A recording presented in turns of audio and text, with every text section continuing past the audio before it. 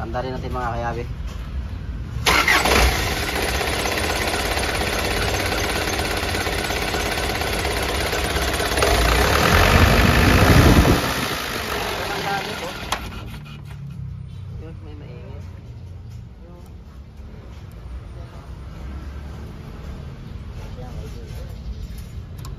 Sa paandar? Ganito.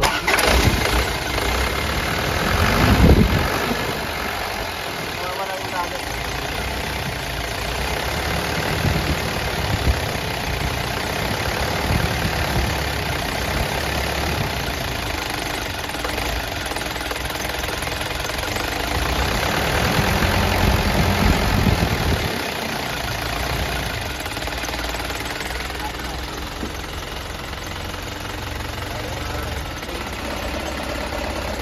Paano mo ito?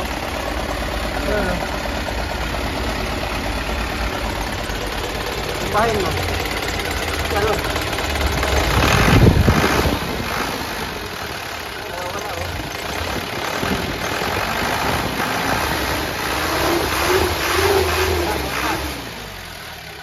Mayroon na nang binubomba mo.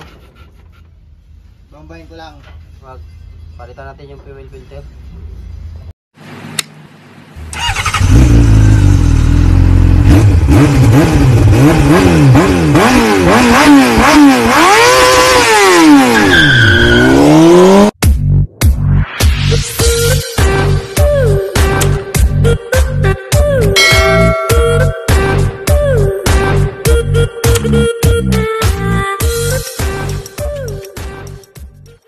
So yun mga kayabi, tinanggal namin mga kayabi yung fuel filter mga kayabi.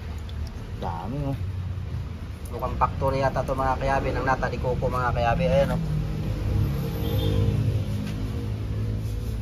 Tak-tak na, dami pa. Yung dumi nyo nito. So ngayon mga kayabi, na-trace natin pag andar ngayon mga kayabi, papugak-pugak. Wala siyang ano, wala siyang galit. Minor lang mayroon. Tignan mo yung tubig oh. So positive mga kayabi, low power. Andar yan. Buo-buo. Babalik kami mamaya-maya mga kayabi. Tignan mo, paano andar. So yun mga kayabi, yung injection pa mga kayabi, binunot na natin. Ayan. Binunot na natin yung injection pump, bukas na yung harap. Ganun ka hassle mga kayabi pag injection pump ang bubunutin pag 4BE1.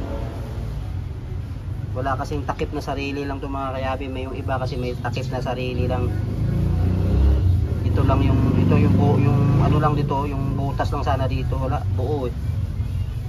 So yun mga kayabi, dadalhin natin to sa kalibrasyon. So yun mga kayabi, pinabuksan na natin yung injection pa mga kayabi. Grabing itim mga kayabi, pumasok na yung langis oh. Oh. Walang langis na pumapasok ito mga kayabi. Diesel lang, diesel. Yan oh. So sobrang dumi, pumasok na yung langis. Tingnan mo mga itim oh. So nung change oil natin to mga kayabi, doon pumasok yung smooth na langis. Sa analyze ko mga kayabi, gawa nga ng bagong langis to, bagong change oil. Doon na siya na ano, apektuhan. Sobrang pumasok na dito kasi malambot kasi yung langis pag bago pa. So ayun na yung mga kayabi, pinaklas oh. Bago laman, bago na lahat ng laman loob nito. So yun mga kayabi, binunot natin yung injector mga kayabi.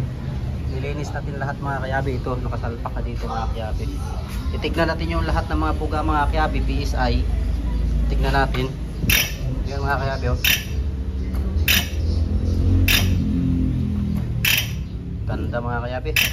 So dito kasi mga kayabi, sa atin mga kayabi, pag halimbawa ginawa natin yung injector, pati injection pump, linis na ito mga kayabi, pati yung nozzle tip lilinisin natin. So nakita nyo naman mga kayabi, binaklas ko yan doon sa yusin na yun kasi binaklas na yung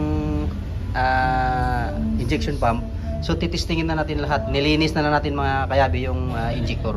So ito yung result yan mga kayabi. Ang ganda ng pressure mga kayabi, na lagitik talaga oh.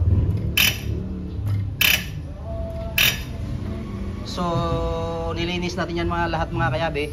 Okay na lahat, injector, injection pump, salpak natin. Dito kasi mga kayabe, ayaw ko yung paulit-ulit na trabaho, gusto ko lahat lilinisin. Ginawa mo na yung injection pump, tignan na natin. Kasi kompleto din ang gamit mga kayabe. Pang pressure tester ng injector, may pang CRDI tayo mga kayabe. Kahit anong klaseng CRDI mga kayabe, mayroon tayo. Kompleto tayo mga kayabe. So yun lang mga kayabe, just for watching. So yun mga kayabe, naisalpak na natin yung injection pump. Ayan. Salpak na natin ngayon yung timing mga kayabe. Nagalaw kasi namin mga kayabe, ito natanggal. Kaya binalik ko na sa dati. Ayan mga kayabe. Ayan, C. Dalawang C, C. Tapos ito A, apple. Ayan o. Dito sa gitna. Dito sa tapos B. Nakapasok. Tapos doon sa gitna yung isa. So, yun ang timing mga kayabe ng 4BE1. Ayan mga 4BC ito. Halos parehas lang naman yan mga kayabe. Ayan mga kayabe. Mahigpit na to. Ayan yung timing. Ganun lang naman kapisik yung timing yan mga kayabe. Tiniming ko na rin. Binalik ko dati sa 0-0 mga kayabe. Tiniming ko lahat. Kasi nagalaw namin pagbaklas namin ng ano ito. Baga lumabas to. Pag lumabas na to mga kayabe, hindi natin alam kung saan siya nakatapat. Ang the best natin gagawin, ibalik natin siya sa dating timing. Ayan. Ayan. C, E, B. Yan lang. Salpak tayo mga kayabe. Ganun ang epekto mga kayabe. Pag nasira to, bubuksan mo talaga harapan. Kasi bubuksan mo itong nut na to mga kayabe. 19. Kailangan mo talagang buksan yung harapan. So yun mga kayabe, tara.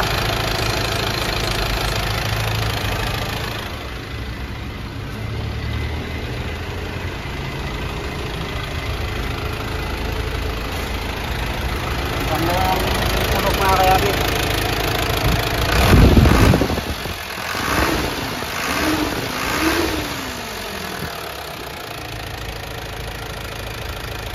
ayun mga kayabe, kung bago ka sa aking YouTube channel mga kayabe, huwag kalimutan i-like, i-share ang video mga kayabe, at i-hit na rin ang notification bell para lagi kayo updated sa aking mga bagong video. So yun lang mga kayabe, just keep on watching.